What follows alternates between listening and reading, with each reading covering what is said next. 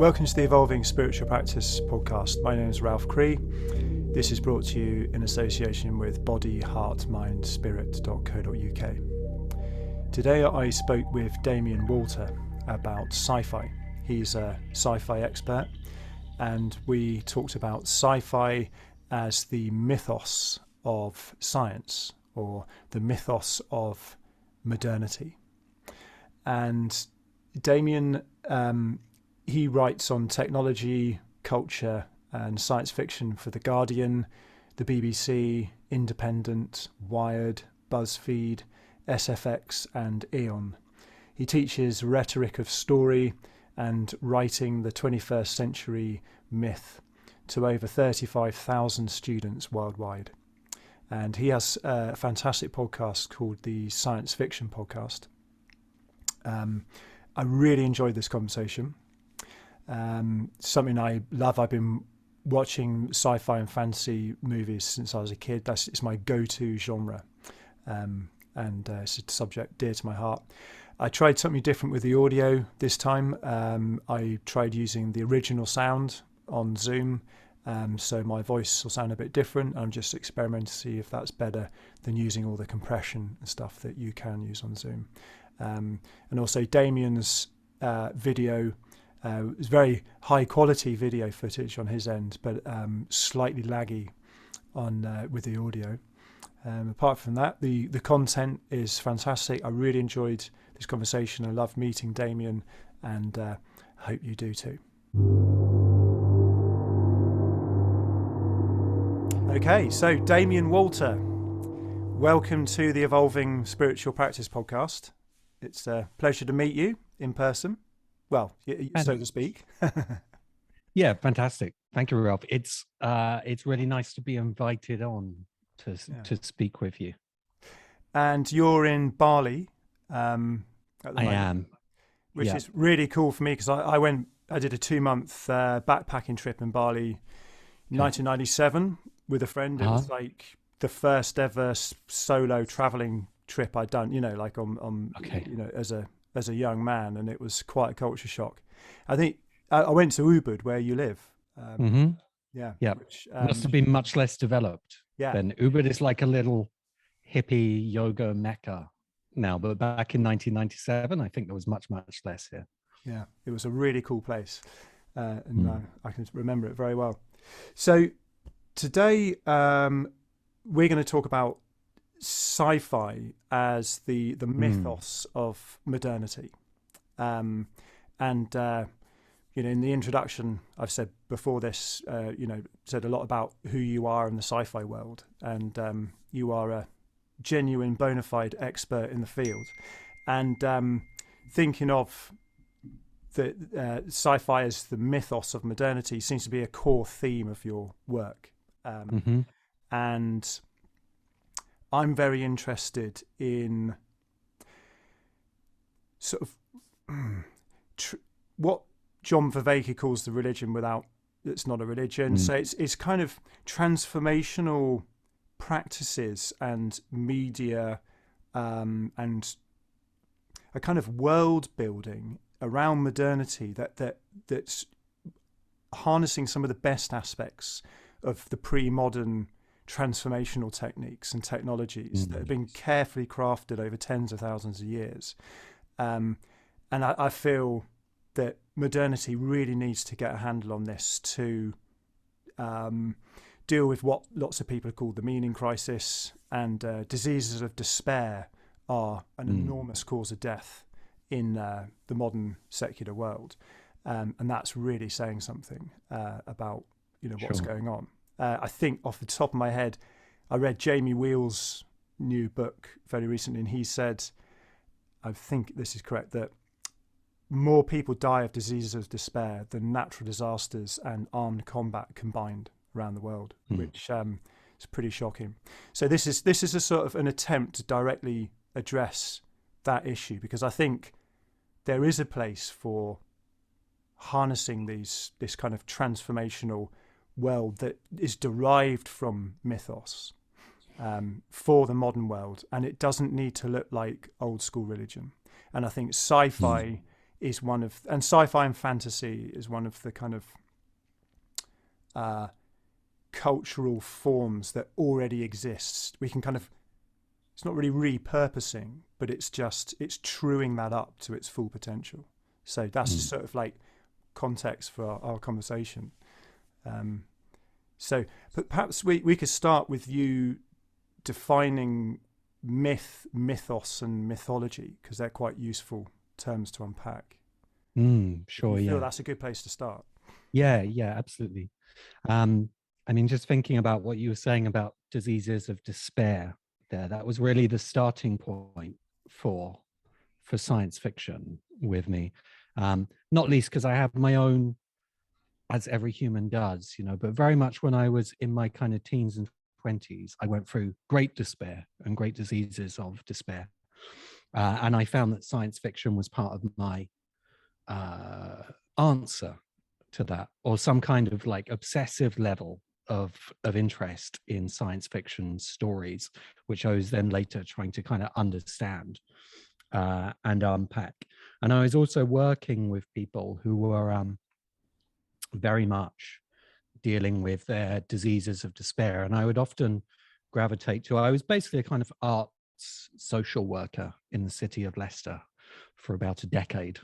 After I'd gone to university there, and that had led me into doing this work. And I often worked with kind of young men or older men, sometimes middle-aged men who were very like socially isolated, maybe were in prison. I was kind of writing workshops in prison, maybe were kind of cut off in the community. And I found that they had this common interest in science fiction very often, and it was a way for them to try and process and understand the world, because that's what we're doing with myth, I think, and our mythos. It is our basic level of providing meaning to the reality that we're experiencing. So it's difficult to put it into any kind of specific, here's a neat set of propositions that are what myth or the mythos are. But I would say that there are shared story, and it goes very, very deep, that we have this kind of shared story that we come from as individuals. So I like to, we don't know how this began. It's not a historical document for us, but I look at something like the ancient cave paintings that we find, which date back from like 15,000, and I think some of them have been dated back as far as 30,000 years. And I would say that these are our oldest form of storytelling. And you look at those cave paintings, and they're spread around the world. We have them here in Indonesia, where I am. You can find them in the caves of France as well. And they're depictions of hunting, and they're depictions of the human relationship with animals and with the natural world. And you try and put yourself into those early humans, and the shift to becoming a hunter or becoming a hunting culture and redefining our existence with the natural world. And it happens in a story. We tell the story of this, probably in interaction with the development of the techniques of hunting, let's say. But in the story, we give it a value, like the heroic hunter who's going out and taking on this dangerous task. And in telling the story, we become that character or that archetype, a very early human archetype. And this is what we do with myths, as the actual telling of the story, and the mythos, which is then the shared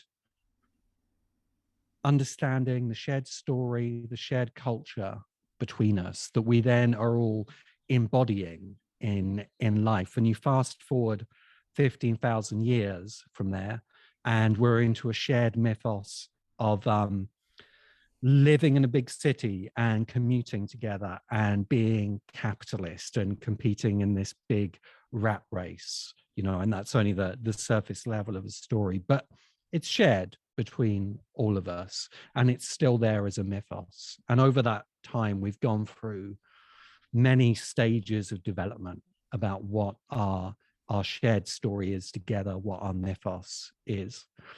And I think maybe just to put that in the context of Viveki and the meaning crisis, that I would argue at some point 500 years ago, we come into a new stage of our mythos, and it's the mythos of the early mythos of modernity, the mythos of how science is showing us the universe. But unlike the earlier mythos, let's call it the religious mythos, you know, in its different instantiations around the world. For the Western world, it's the Christian mythos. This new modern mythos doesn't integrally give us an identity. In fact, it places us further and further from the center of existence. And, you know, in science fiction, we get into things like, I speak quite a lot about Mary Shelley's Frankenstein, which is generally acknowledged as the first science fiction novel, because in there you see like a great artist of the mythos. She's going to create a great myth that will last 200 years. She's only 19 years old when she does this, but she's tussling with the idea of what does it mean for human beings basically to be machines. This is what science seems to be showing us now. Before this, we were some kind of child of God, let's say, and there's great meaning implicit in that. But now we're just like a mechanism. And if we're a machine, then you can take the machine apart and put bits of it together and make a new machine, which is what Frankenstein is, a great science fiction idea.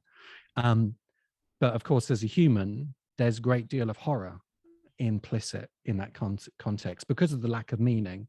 And then the monster in Frankenstein is tussling with that lack of meaning. He's in the existential crisis of the modern human, basically. I think this is where we find ourselves in a kind of a meaningless mythos of modernity and trying to find meaning within it.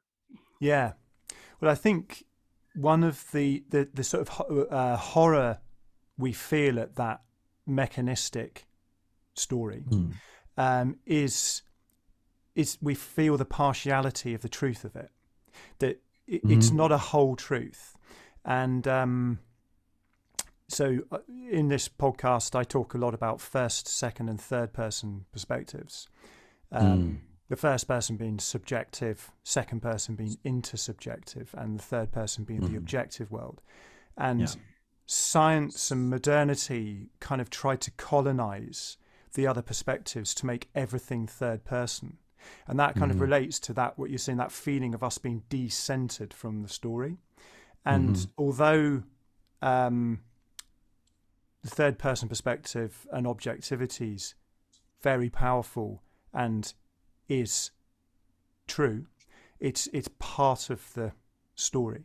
And I think that the violence of that colonizing the other perspectives is what we feel as that kind of, there's something off about this mechanistic view. Even though there's a lot of truth to it. You know, in medicine, we can treat our bodies like a machine, you know, with surgery and that kind of thing, but it's not the whole thing. I think the despair issues, not entirely, but in large part, are for many people, there may be a sense that there's something missing, but there's no conscious way out that they can find from the modern mythos, which has been built from them. So I would often work with young men who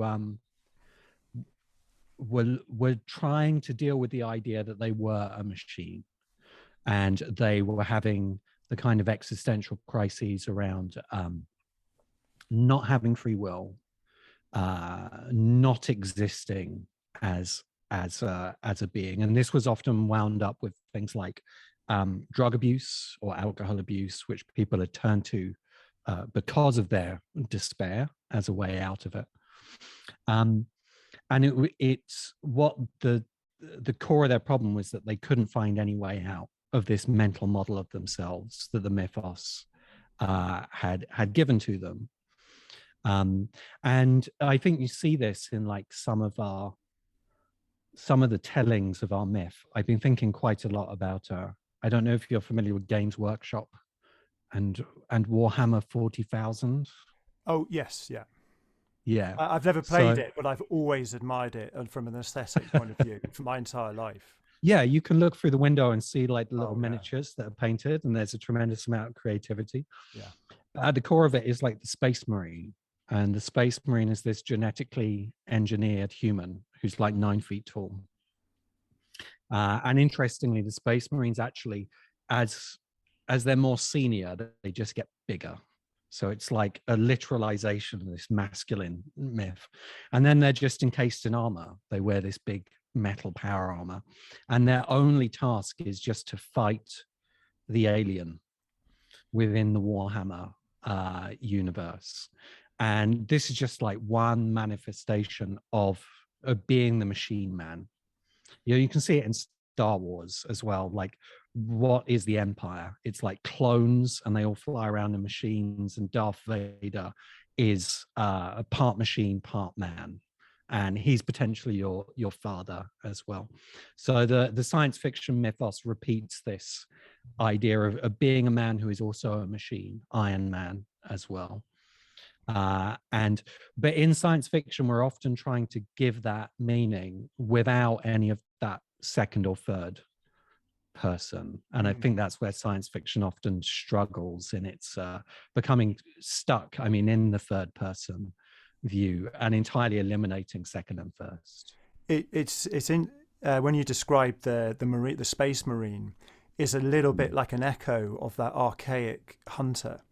That it's really interesting that slaying the beast is a very, very popular story theme in science fiction and fantasy films. But when you think about secular modern people, they're never slaying beasts. You know, like in the old, I mean, in England, you know, the sort of biggest animal we've got to deal with is a badger. You know, it's sort of, but it's interesting how sort of perennial that story's been, you know, even though we're not quite then, and perhaps that reflects the more psychological dimension of that myth rather than it being just as simple as a kind of templating off the actual physical act of hunting beasts.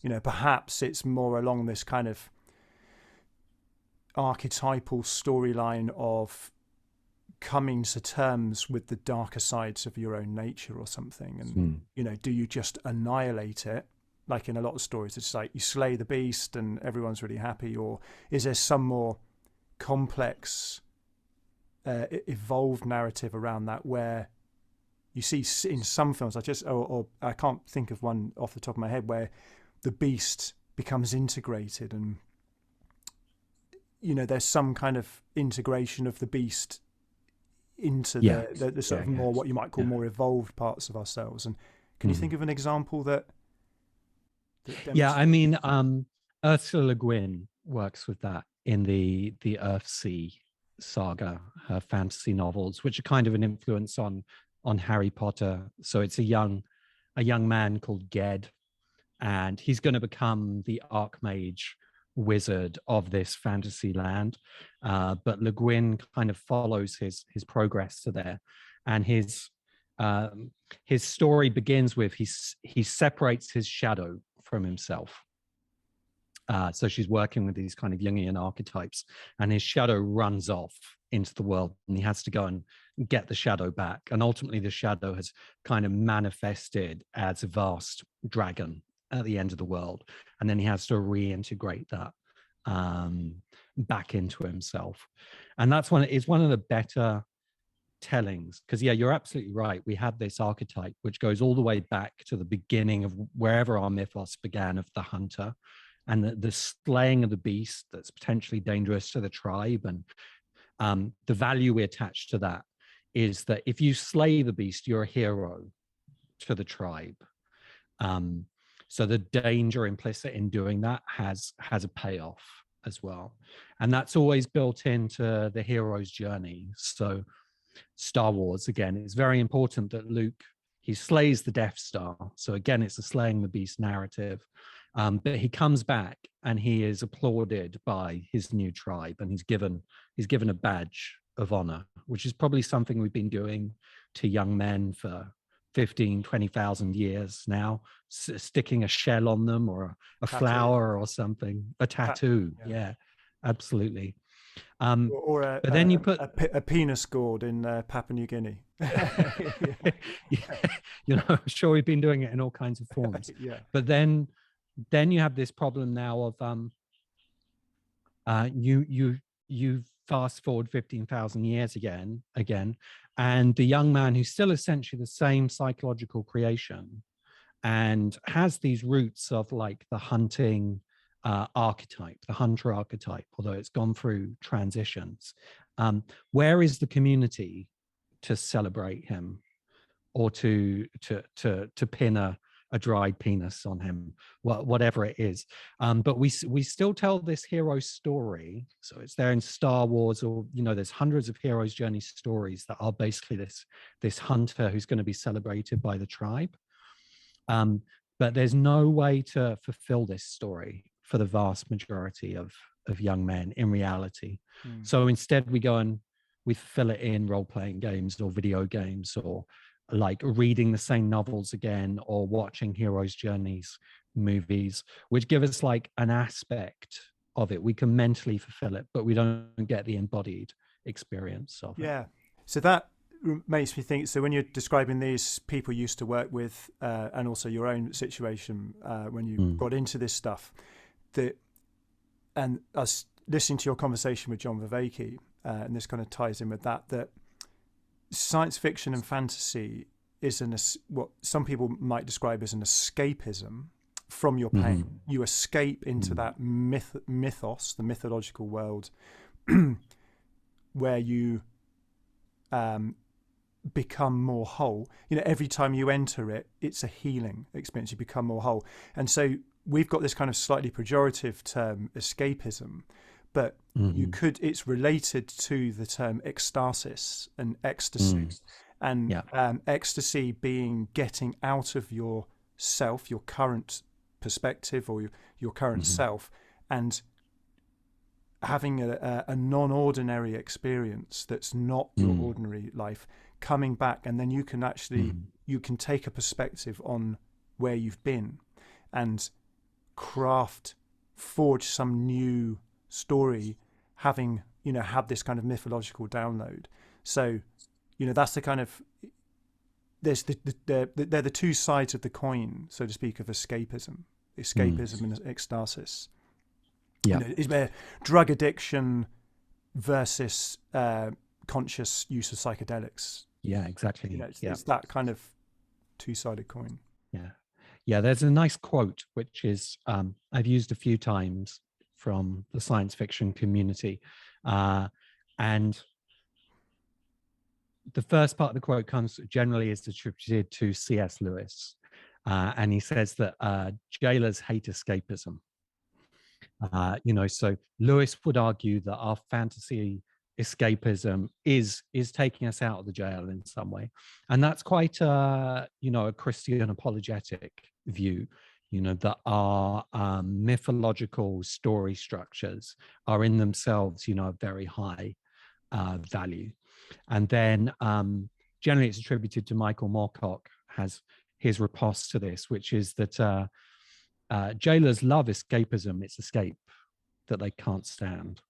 So that escapist activity, whether it is the psychedelic trip or the virtual video game, actually whatever structures are imprisoning you, although they're probably internal rather than external, but whatever the jailer is, it's quite happy with you indulging escapism, because you're not actually escaping in that process. That's a bit like people smoking spice in jail, in London or something. It's rather than actually a proper escape from imprisonment might be. There's plenty of examples of people who have found religion, or they found meditation or Zen or something like that, and they are actually moving out of a narrow identification, that escape is, in that sense, rather than just numbing your pain type of escape. But so just coming back to this sort of mechanistic worldview, that so there's so we've got this mythos and then logos, and so you've been listening to your podcast a lot, and you talk about the logos as, or logos, mythos. These date back to ancient Greece, but the logos is the kind of rational mind, and the mythos is that kind of imaginal world. And interestingly, the term science fiction contains logos and mythos. So the science bit is the logos, fiction is the mythos. So science fiction, just in the actual phrasing, the naming of that kind of world space, holds those two in view. But somehow modernity has kind of twisted things to kind of disown the mythos aspects of it and bring the logos to the forefront, and that's created a lot of problems. And I know you've talked a lot about that, and I wondered if you could address that. Yeah, that was one of the wonderful discoveries of these dialogos discussions, as Viveki has given us that term for them, because it was talking with him that this idea of science fiction as a symbolon really came out of that discussion, and that was the term that he used. And I'd thought about it a little bit before then, that you do have both logos and mythos united. And I now say this in the introduction to the science fiction podcast, that this is about what it's exploring when these two things are brought into collision. And great science fiction is both of these. So I think if you were to make a list of the science fiction movies and books and now video games and role-playing games that are really meaningful to people, they are this balance of some kind of mythic structure, which we can't put into propositions, really. It exists somewhere beyond there, but it might be something like the hero's journey or the Jungian archetypes, and we can somehow simplify it into that. But it exists beyond there in whatever we want to call, the imaginal, the dreaming mind behind that. The rationalists now use like system 1 and system 2 to think about this division. I never quite remember which is which. So you've got also McGilchrist, returning to the idea of the left brain and the right brain. I also never quite remember which is which. The left being the logical, language-based hemisphere, and the right being the kind of more imaginal, more silent type. But just as a footnote, I think, and McGilchrist has addressed this recently, but I think these systems are a bit more distributed throughout the brain. It seems to be neuroscience leaning more towards that as time goes on. Not quite in the kind of very partitioned way that we were thinking about it 20 years ago or whatever. But I mean, that's just a footnote for people to look up. No, absolutely. And it's worth saying, because people get turned off by that left brain, right brain analogy, because they've been told it's being debunked and so on. It's a sort of useful generalization to make a point, really. But we keep tripping over this division. We're finding it through different disciplines and elsewhere, that we have some kind of like targeting system that is our conscious thinking mind, and something else beyond that. And the imaginal, I think, is a good term for it as well. And then, so where do we actually get these to meet? And I think science fiction is probably the primary meeting point. And the significant and thing, I just want to say, just in case anyone was thinking, you and I are fans of the logos. I mean, you and I, we both very much, I'm assuming, I'm speaking for you, but I love science. I love the science aspect of science fiction. It's not like we're saying rationality is bad, modernity is bad.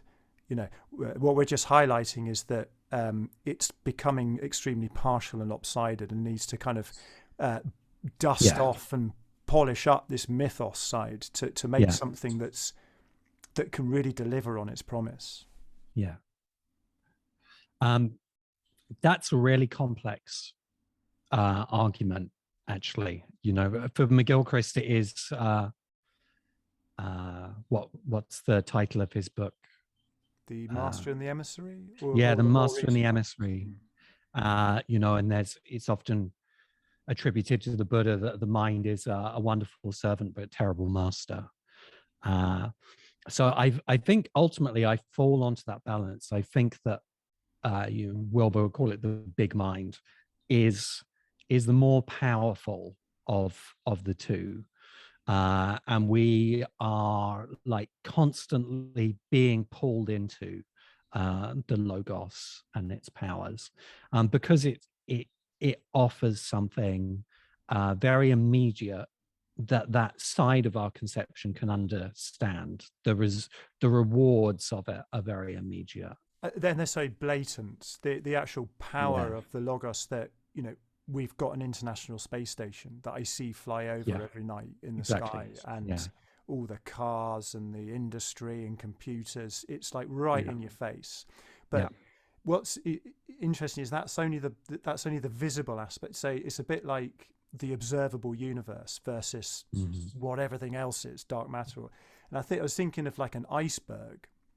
You've got the tip of the iceberg we can actually see is this kind of logos part, but then under the water is the imaginal, the mythos, the world of mythos, and then the actual sea itself is that kind of primordial naked awareness that they talk a lot about in Hinduism and Buddhism and some Christian mysticism and that, and that the submerged part of the iceberg. Sorry, let's talk about the other element of the analogy, that logos is downstream of mythos. Our rational mind is downstream of the imaginal. And then the imaginal is downstream of bare consciousness. And the bare consciousness pervades all of it in the same way that the iceberg is made out of seawater. Right through to the tip of the iceberg. But people that are very wedded to their kind of rational side forget that it is actually downstream of the imaginal. And this is the mistake people keep making with modeling behavior during COVID or whatever, is they kind of thinking, or this kind of economic modeling of people, assuming people are more rational than they actually are. And we all think we're more rational than we are. And if you watch enough Derren Brown shows, you realize that's way off. I mean, do you like Derren Brown? Yeah, sure. Yeah. So it kind of things progress in that order. And I think just acknowledging that order is a helpful thing. Yeah. And I'm thinking about like the different parts of my science fiction community. So I moderate a big Facebook group now, which has we're just heading up to 13,000 members, and probably about 70% of that community are very wedded to the rational, the scientific mind, and they look to science fiction through, I guess, what you call the traditional definition of you take a piece of science and you extrapolate it into the future, and that's what science fiction is. And a lot of the mythic side of science fiction is kind of invisible to them, simply because they're not familiar with it. So usually people are familiar to some extent with Campbell's hero's journey, so you can see that in Star Wars. But then because of that, Star Wars is very often dismissed as science fiction. It's not real science fiction. It looks more like fantasy. And in the community, there's this like eternal argument about what is science fiction and what is fantasy. Would the film The Martian, or the story The Martian, be an example of that kind of extrapolation of science? Yes. And that colonialism of space, that whole thing. And so and just to give an example, just so for people listening, they could get a handle on this, that so you've named Star Wars, but what could you name a couple of movies or novels or something or worlds that very consciously and successfully combine the mythological and the mythos and the logos together, just so people can get a handle on what we're... Yeah, I mean, so if we look at the Matrix, for instance, as well, that you have the all of the ideas of cyberpunk and transhumanism, virtual worlds that we might be trapped within, AIs, robots, all of that. And you can enjoy that as a kind of scientific extrapolation. And then it's also a hero's journey, a savior story, very much like the kind of New Testament Jesus Christ story, and kind of woven with Jungian archetypes. So the different characters represent like different parts of the psyche as well. You could look at something like Blade Runner. So on one level, Blade Runner is, yes, a story about robots or androids and how androids might be treated in the future. But then again, with that, it's also a story about slavery and the other, and also a Christian savior story as well. So whenever these stories, 2001 is another case, are very successful in the culture, they tend to now have both of these elements together. It's kind of a very ancient mythological structure of one form or another, onto which the symbols of modernity have been placed, technology of various kinds. So you can spot those ones that combine the two successfully by their enduring value. Yeah, people are still talking about the Matrix. People are still talking about Star Wars, and will people be talking about The Martian in 30 years' time? Probably not. In a way that if it's and that's how you could spot the difference between the two types of sci-fi, maybe. Yep. I mean, even The Martian, if you look at that story of what people actually find appealing in it, there is the kind of the progressive ideas of how he survives on the surface of Mars. But he's also, he's a Robinson Crusoe character, definitely. And then Robinson Crusoe is a character thrown into the wilderness, to where he is going to encounter himself for the first time fully. So again, even in something that is the more hard science fiction model, if audiences engage with it at all, there's usually some kind of mythic seed in there, because this tends to be true of all storytelling that we really find value in. So we can't. So this is another thing I was thinking, that this mythos is the soup within which we are. We cannot escape it, in the same way we can't escape our consciousness. It's wherever we go, there we are. And so, and that kind of brings back to one of the points I wanted to really main themes of our conversation, was that in the psychological sense, if you disown an aspect of yourself, it doesn't go anywhere.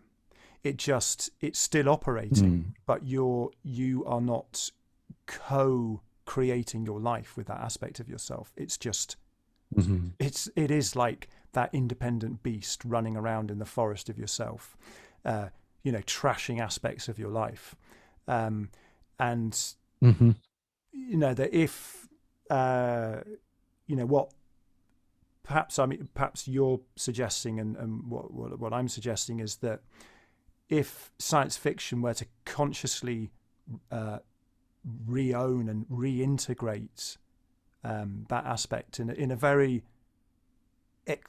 explicit way, not that you can actually think your way into this, but actually say that this is going to be part of all our stories, so let's kind of try and do this really well. We're not only talking about, it's not like we're giving advice to science fiction creators only to say, if you want to make a really enduring box office hit, you do this. We're concerned about people watching sci-fi, reading sci-fi, playing sci-fi games as an actual transformative experience for people that are kind of feeling the funk of modernity, that they're kind of yearning for this transformational thing. And you know, it ties in with some of the losses of rites of passage for young people, and psychedelics and sci-fi and fantasy, you know, they're part of something similar, and they can offer that initiatory experience to people. So if psychedelics wasn't going to be the way, or an intense meditation practice wasn't going to be the way you were going to kind of transition into full-blown adulthood or something, sci-fi is a kind of technological, you know, using the technologies of writing and film and those kind of things, and to actually, it could actually be a transformational technology in itself. Part of one. It points to a problem that we're dealing with, because, you know, if I put myself into the feet of some of my science fiction community, and they'll be saying, look guys, you have your conversation about mythos, but that's not what I'm doing here. And for one, science isn't a mythos, so you just be off with that line of thinking, which there's absolutely no reason for them not to hold that position, because to put myself in their shoes, you know, as we say, the modernist mythos is apparently providing very, very great results, and it's the high ground of culture at the moment. So there's actually there's no authority in your culture that is going to tell you that this is, at least in part, a kind of a mythic story that you're living out.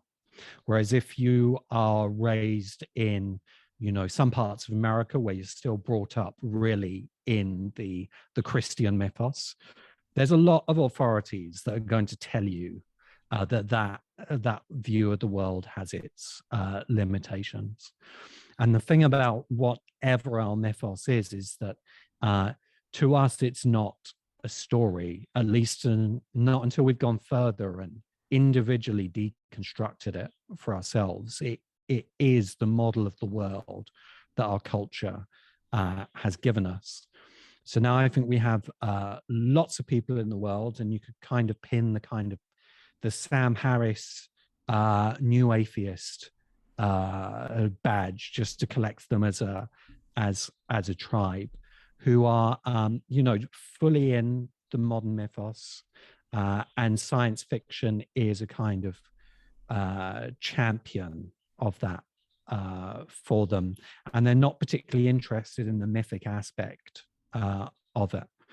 And I think that this points to lots of things that are happening in the world at the moment, because if you're in that place, then I think you're more at risk of these diseases of despair that we're talking about, because it's questionable what meaning the modern mythos gives to you.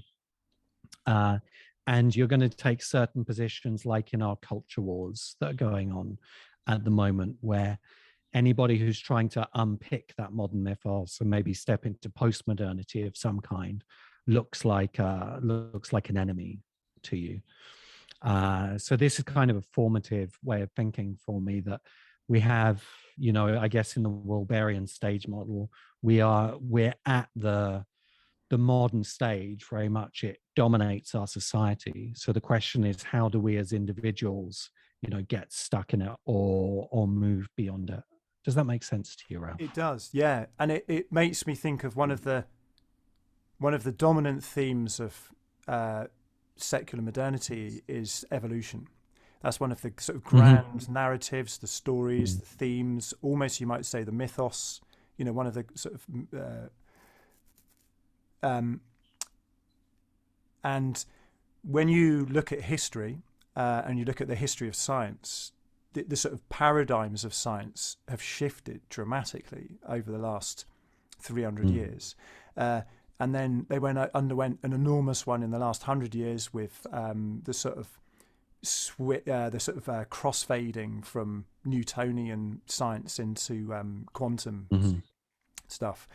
And I mean, in a way, I feel that mainstream culture hasn't quite digested the discoveries and implications of quantum physics. I'm really excited. I've got Bernardo Kastrup lined up as a guest on my podcast, and he is into something called analytic idealism, and he's a physicist. He works at CERN, but his view is that all that exists are actually qualia of a universal mind.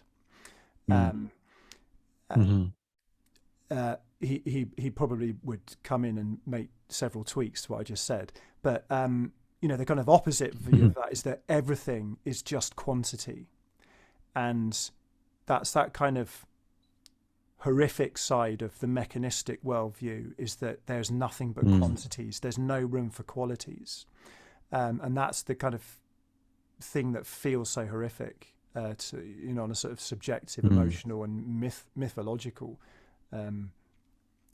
So what I'm bringing up there is that when you actually take evolution seriously and you apply it to the future, the science of 1,000 years' time is going to look very different, and it's going to be running on different sort of mythological or narrative operating systems than it is now. Do you know what I mean? So it's like we can't actually step outside of the logos of where we are at the moment, because that's coming in the future, and only future humans will be able to look back at us now and say, oh dear, they thought they were machines, and they thought they could upload their consciousness, and perhaps that transhumanism may turn out to be bullshit, and the hard problem really is a hard problem, and it's going to be a hard problem forever, and those kind of questions. I mean, that was a real word salad, but is anything pop up? No, that was very useful, actually, Ralph.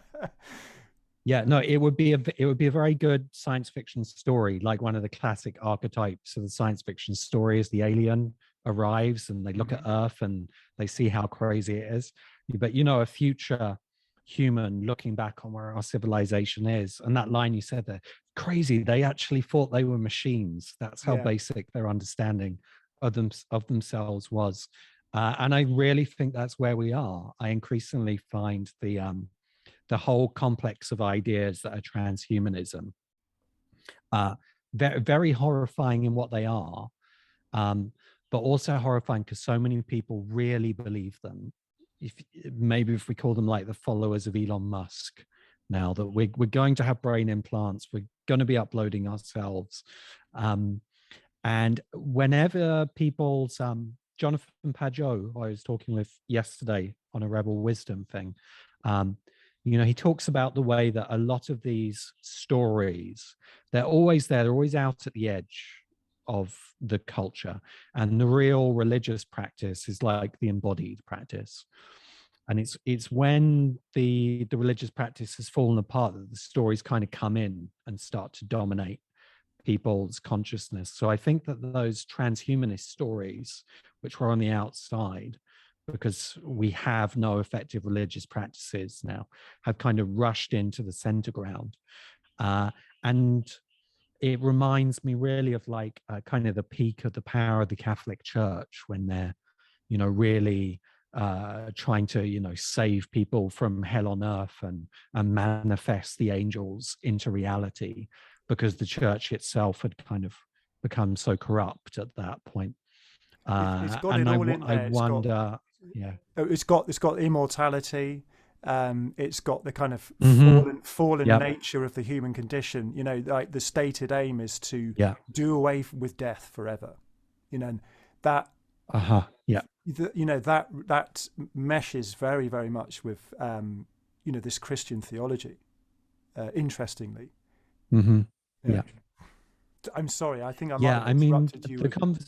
No, I'd come to an end. But when you said Christian theology there, I think what's interesting for me at the moment, and I don't have the depth of knowledge in Christian history, as to what extent we're kind of repeating the same patterns that brought Christianity into the world, in the kind of the spiral dynamic spiral that we're further developed, but we've come back to kind of the same stage again. And kind of Western civilization as the collapsing Roman Empire, and kind of postmodern philosophies as Christianity kind of attacking it in some way. These are quite formative ideas for me, but it does seem like we have some kind of historical parallel of that kind going on at the moment.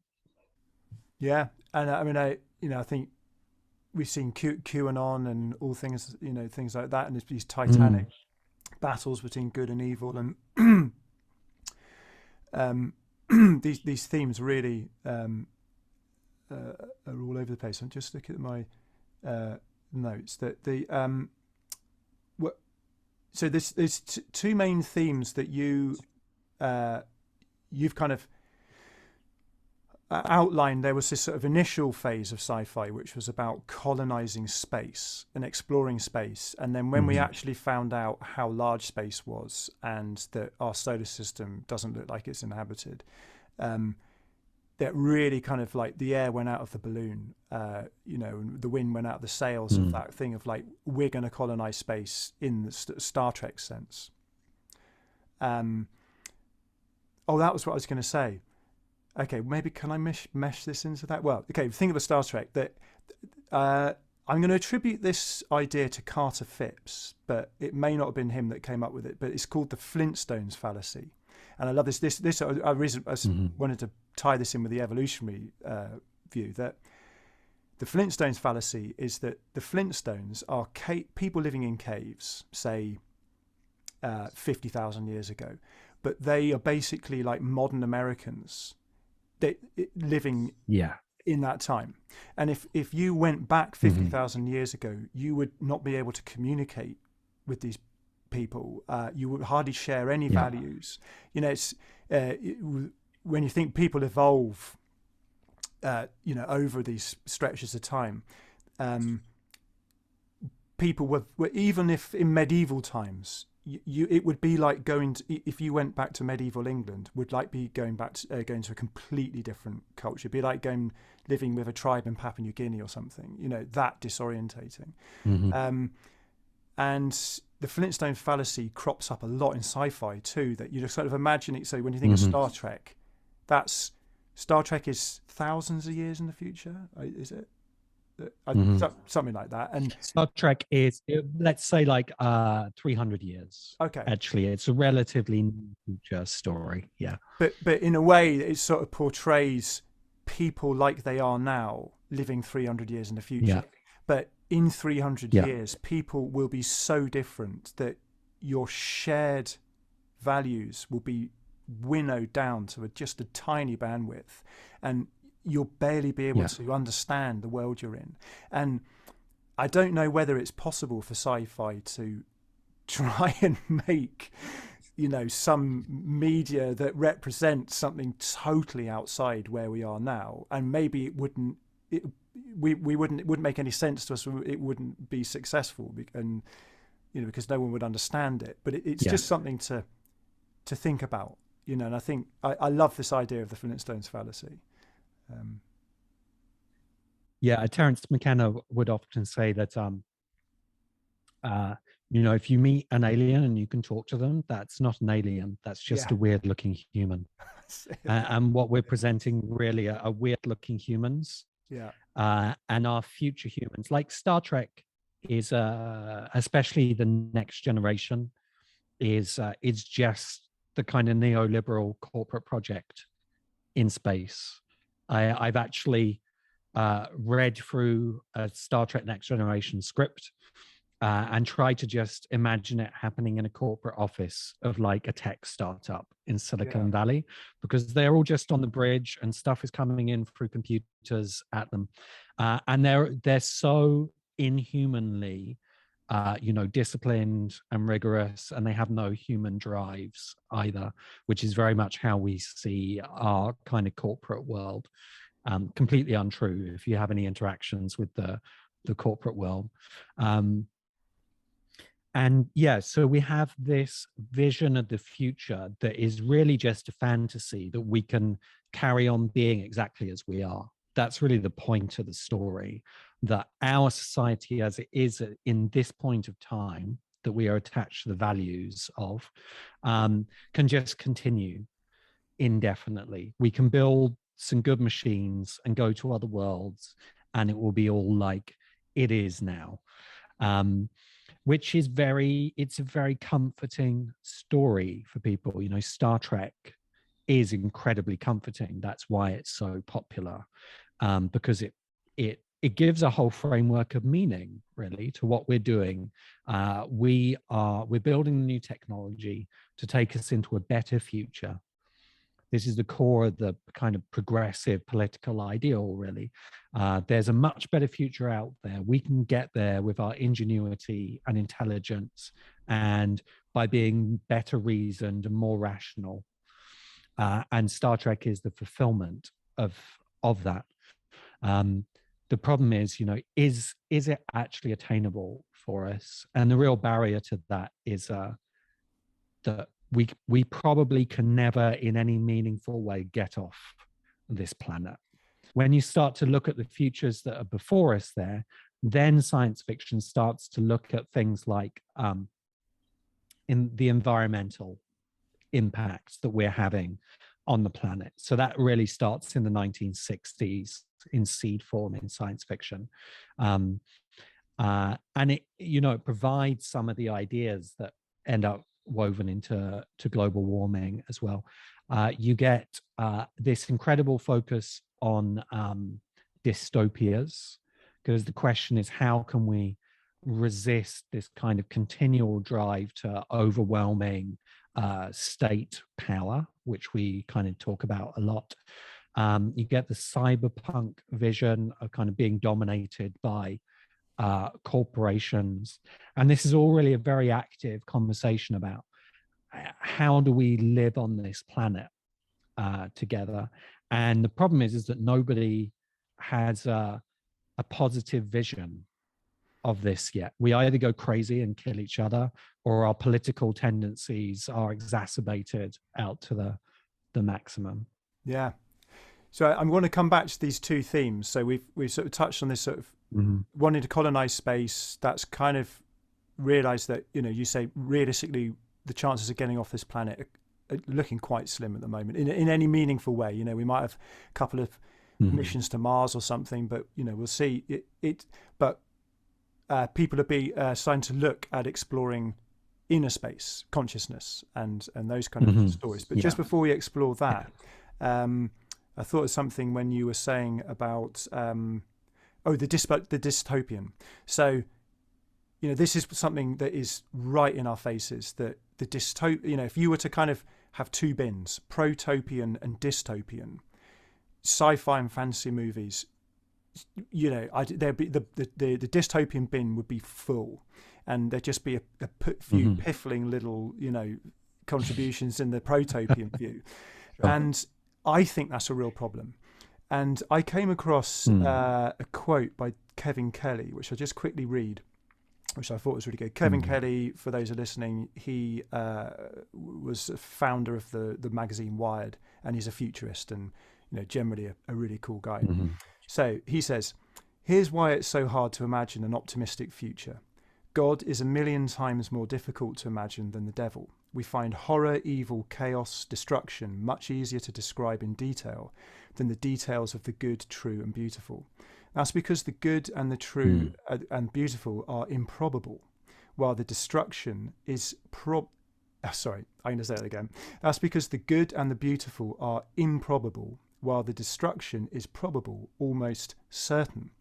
That is the law of entropy. Everything wears down, runs out, breaks down, and levels out into flat sameness. The universe is tilted towards its low bottom, as is our imaginations.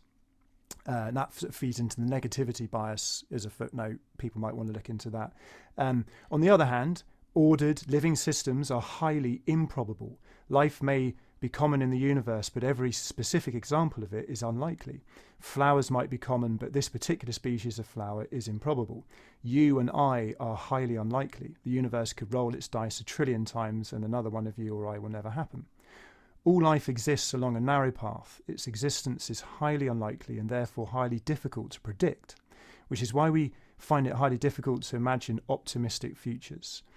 We have no trouble describing in very good detail catastrophe, destruction, extinction, and the end of the world, because these are inevitable states. But we find it near impossible to imagine a plausible, beneficial, supportive, desirable future, because any of those specific futures are highly improbable. That is the nature of all good things. In a true cosmic sense, they are unlikely statistical outliers. So we have to get better at believing in the improbable. And I thought that really addressed that issue. You know, what I mean, how do you feel about this dystopian, protopian kind of imbalance? I see Kevin Kelly's argument there, and I think it is it's almost like a game theoretic argument in a way, that there's certain branching paths that are much easier for us to imagine our way down than others. I think that there's something psychological in there as well, spiritual maybe as a way to get into this, that you know, if you're familiar with the spiral dynamics tiers, and you have like one of the early stages, which is stage red, which is the heroic stage, which is really like the formation of the ego. And this kind of, it goes back to like the hunter archetype as well, that we in the tribe, we've been a kind of animistic blob, but we now need you to be a person, an identity, a hero, and to go and do something, to go and kill the monster. And we were probably at that stage red for a long time, like many thousands of years, and it's a very powerful part of us. But it's also, you know, the center of violence.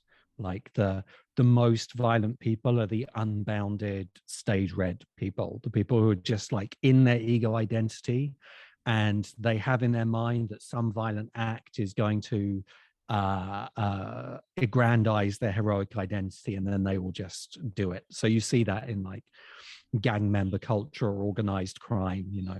The Sopranos like stage red people manifesting that.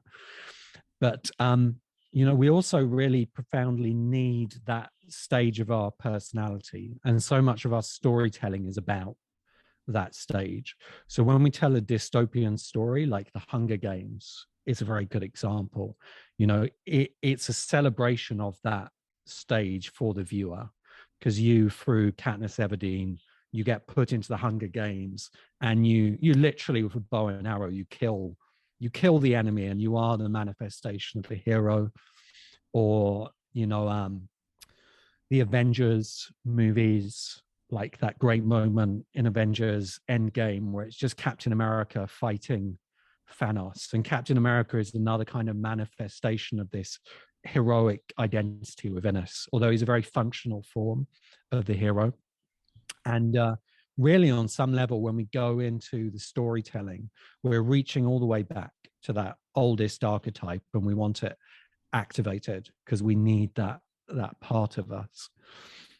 So I think the problem of envisioning a better future is, in some way, what does that part of us do in that better future? And I think you see this you can see it in COVID at the moment, like, you know, particularly the kind of the half of American culture that is very anti the vaccine, anti the lockdowns, and so on, is you know, they're very invested in their heroic identity, and it doesn't have a place in this kind of progressive future which is being drawn out, where we're all going to cooperate and solve every problem as a collective, which might indeed be the best way to tackle most of these problems. But where does our heroic ego fit into that? And, you know, the modern identity also struggles with this, you know, stage orange and spiral dynamics as well, because it's quite closely related to the heroic identity stage. So I think for me, it's about the failure to integrate these different parts, and a better future can't just be this kind of collectivist dream that we kind of have in our progressive politics at the moment, because we need to exist as individuals. We need something to fight. We almost need like an alien civilization to turn up as a threat to us, so that we could all unite against it. Another common like science fiction idea as well. So we have to somehow find a mythos for the future that integrates all of these elements from before as well, instead of deliberately excluding them, which is what so much of our kind of myth making does at the moment. Yeah, and perhaps integrates the heroic with the collective. You know, the heroic individual that finds the promised land. You know, so plus a great team. You know, so or you know, team human, so to speak. That we're it's that kind of combination of the two. And we're playing this out at the moment with Novak Djokovic in Australia. You know, he's like, as a tennis champion, he's like the manifestation in modern culture of that heroic identity. And it's not about any of the actual medical issues. It's the refusal of that archetypal personality to join the collective or to bow to the collective. And I see that playing out very strongly in our culture. And you really nail it there. A story that unifies the heroic with the collective. Difficult to do. Yeah. So I just want to circle back to the second main theme, which is this kind of colonizing space. You know, kind of wind's gone out of the sails a bit of that. So now the direction has been turned inwards, and you've got films like Inception. I keep talking about films because I've been into sci-fi and fantasy films my whole life. I've not been a big reader of the novels and literature, so that's kind of my way I talk about it. But you've got Inception, and in The Dark Knight, Batman uses psychedelics, and you've got Doctor Strange. I think there's a sequence in Doctor Strange where Tilda Swinton touches his forehead, and it's one of the best psychedelics representations I've ever seen. Yeah, I love that sequence. I saw a better version of it, which was someone had taken it out onto YouTube and put a psytrance music to it, and it didn't have the kind of original audio, which I thought was really nice. But sure. So one of the things that about inner space is it doesn't lend itself to colonialism in the same way that DMT hyperspace, when you go in there, you kind of come out and you think, well, good luck trying to colonize that place. You know, it doesn't have the same rules as going to Mars. But perhaps, with these sort of extended DMT experiences using drips and things where people can stay in the DMT hyperspace world for longer, maybe there might be some interesting kind of cartography of that place. But the inner world doesn't have the same laws as the outer world, which is interesting. But what are some of the best sci-fi that you've come across which explore this kind of turning inwards? Yeah, well, 2001, Stanley Kubrick's 2001, which I've spoken about quite a bit, is like the iconic moment in science fiction that the psychedelic takes over from the scientific. So you have the first half of the movie is looking at all the technology that humanity has evolved, and we follow that whole history from being the ape man to with wielding the first bone to then having the satellites in space and so on. But then in Kubrick's movie, the technology can't actually take you further into space. And how does Dave Bowman go into space? He climbs inside like the AI computer, the manifestation of like the waking mind, and he switches it off. And then once he switched it off, he goes on a crazy drug trip into the infinite, basically. And that's kind of Kubrick's symbolism. You get past the waking mind, which has been most of human history, and then you can actually go into the infinities of space. And it's interesting that for that audience who are very wedded to the modern, the end of the movie is incomprehensible. And for people who've had one version of the psychedelic trip or another, it makes total sense. Oh yeah, he's going into inner space, which is also outer space. And then you have a whole realm of things which are kind of intertwined with the hippie counterculture and its flourishing, and then it's death as well. And this is kind of the part that I've been thinking through about the turn to inner space, and it's very relevant with Vervaeke as well, I think, because I think John Vervaeke's contribution at the moment is to say, yes, we need the religion that is not a religion. We need this turn back to all of the psycho technologies. But the problem is, how do we not become delusional in the process? Because, of course, the problem for the counterculture is it kind of splinters into all these kind of delusional sects of one kind or another. And the what emerges in science fiction is this like unification of, and you see this somewhat in something like Inception, that the inner space is also dangerous, that what emerges from inner space is potentially uncontrollable or monstrous. It's really interesting because the danger of the objective world is that it colonizes the first person subjective world. And the delusional world, the delusional world is the first person experience and second person experience, the kind of individual and the cult colonizing the objective third person world. And both are horror stories because they're not fully true.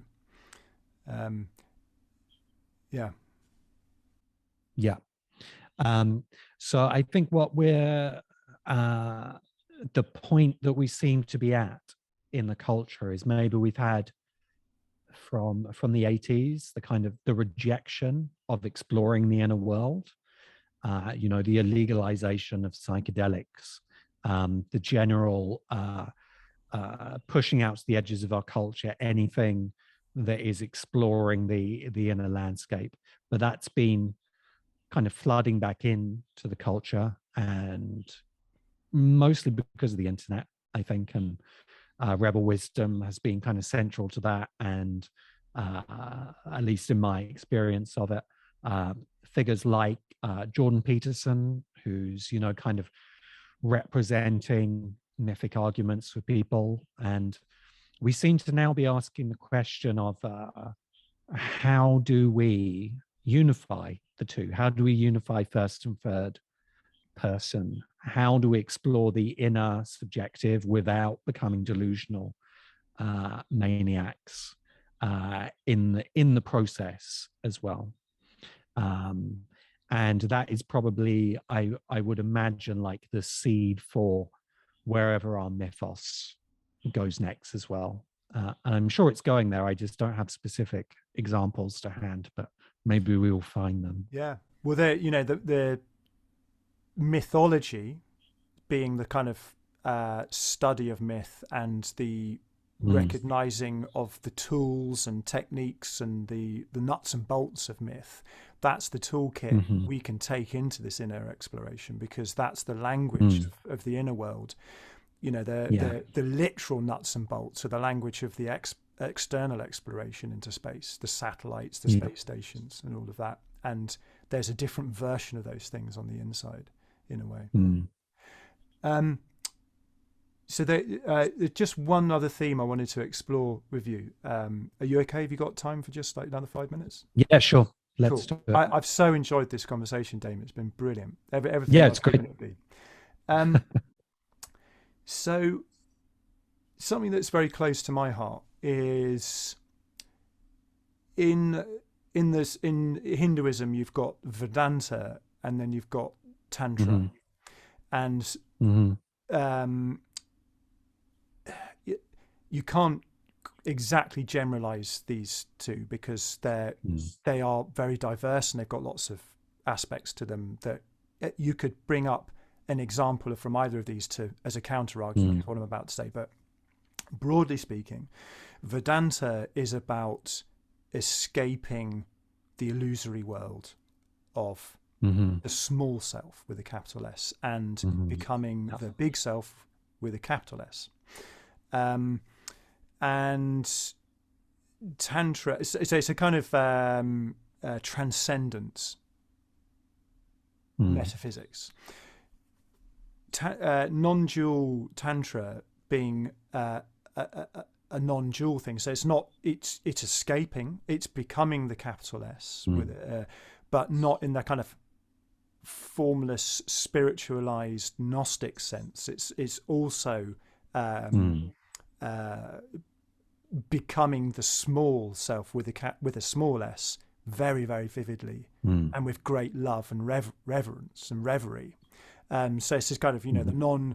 So you've got one side, you've got a kind of quite a dualistic view, and then you've got a non-dual view.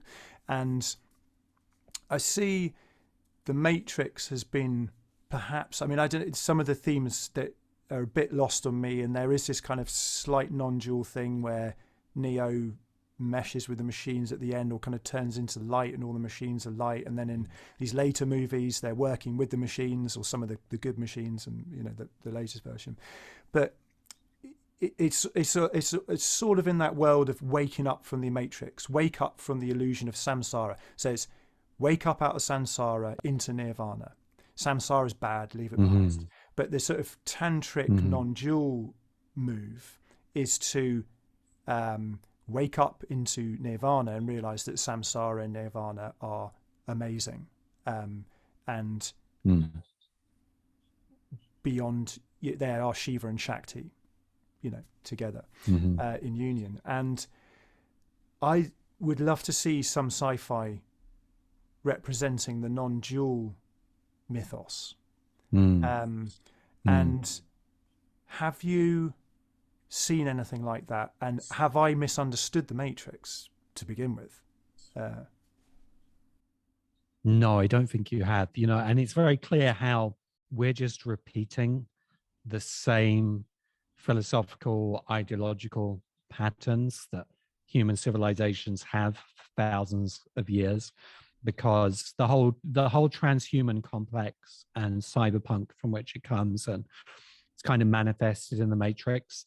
They're actually deeply in love with the idea of escaping into the computer world, which is just some kind of representation of nirvana, because in the virtual realms you will be able to have whatever you desire. You can embody any identity that you want. You won't be materially limited anymore, and it's just a presentation of heaven, of nirvana that we can enter into. And really, I think the whole of science fiction is in some way or another in love with that idea, and is deeply drawn to disembodiment. The basic act of kind of escaping into like a fantasy novel is very disembodied. Playing video games, of course, live role playing, perhaps, or that could be an example in the other direction. But and one of the starting points. Sorry. Oh, do you think maybe Avatar does it? Because it's got that transhumanist thing where they upload their consciousness into different bodies, but the world of the aliens that they upload into is a very nature-based, almost kind of shamanic culture of nature mystics. It's I don't think it sort of seamlessly does it, because it's kind of it sort of partitions. You've got the kind of bad corporatist modernist destructive Sure. people, and then the hippies with dreadlocks taking psychedelics and merging their consciousness with trees and things, and but it's almost saying something. Do you know what I mean? Mm-hmm. Almost. And I think you're asking a brilliant question here, because it's a very core critique of science fiction and fantasy. Is, yes, there is some kind of embodiment and into a natural world and avatar, but it's very idealized. And and the tantric non-dual has to be like the acceptance of the pain and suffering of existence. Whereas and I think the critique of science fiction from literary fiction maybe closer, and literary fiction is much more concerned with detailing the gritty reality of what people are like and what psychological experience is like generally. And it's a great argument for a balance between these things, because I think one of the answers to where we are at the moment, Rafe Kelly makes this point very well, is embodiment and returning into the lived experience of our bodies. And science fiction really doesn't want to do that. It's drawn away from it again and again, as is fantasy. Wow. This has been such a rich conversation, and I'm so grateful. So if people want to find out more about you, I know you've got a lot of stuff, and where would you point people? DamienGWalter.com, or if you Google Damien Walter, there's two of us, and the other one is a Hollywood parkour stuntman, so it's very easy to get us confused. But it will generally navigate you to my website, and you can find the Science Fiction Podcast on there, the Science Fiction Community on Facebook, and also my other kind of like essay writing and so on as well. Thank you for inviting me on. It's been really, really a cool discussion. Yeah, I've loved it. Just one comment to end on for people to take away who are listening, that the science fiction and the mythos of science fiction is, don't just be a passive consumer. We need to enact this stuff. The transformation happens through templating off these mythological themes and actually living it yourself and becoming something. So I just wanted to make that point just before we end. So thank you so much, Damien. Really appreciate it. And thank you. Have a great night in Bali. Quite jealous. Thank you.